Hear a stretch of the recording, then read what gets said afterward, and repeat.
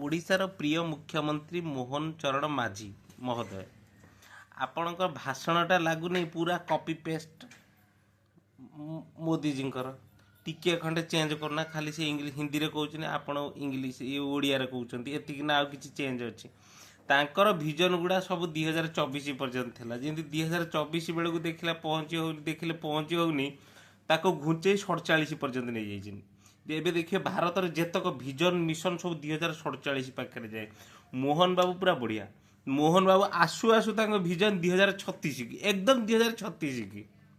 ମୋହନ ବାବୁ ଆପଣଙ୍କୁ 5 ବର୍ଷର ଭିଜନଟେ କହନ୍ତି ଭିଜନ ଫାଷ୍ଟ ସର୍ଟ ଟର୍ମ ହେବା ଦରକାର, ଲଞ୍ଜେଭିଟିକି ସକ୍ସେସ୍ କରିବା ପାଇଁ ଏକଦମ ଟାର୍ଗେଟ 2036 କି। ସିଏ 24 ବର୍ଷ ଯାଇଛନ୍ତି, ମୋହନ ବାବୁ କହୁଛନ୍ତି ଏକଦମ ଗୋଟେ କାମ କର, 12 ବର୍ଷ ଖଣ୍ଡରେ ବନାଅ, ଯଦି ସେତକ ହେଇଗଲା ତାହେଲେ ଆଉ 10-12 ବର୍ଷ ଦେଖିବା ଆଗକୁ ଫୋପାଡ଼ି ଦେବା। ମାନେ ଏକଦମ ଟାର୍ଗେଟ ଠିକ୍ ଅଛନ୍ତି। ନବୀନ ବାବୁ ବନିବା ପାଇଁ ଏକଦମ ରେଡ଼ି, ଟାର୍ଗେଟରେ ବନି ହେଉଛି କି ନାହିଁ ସମୟ କହିବ। ଓଡ଼ିଶାକୁ କେବଳ ଜଗନ୍ନାଥ ହିଁ ଭରସା।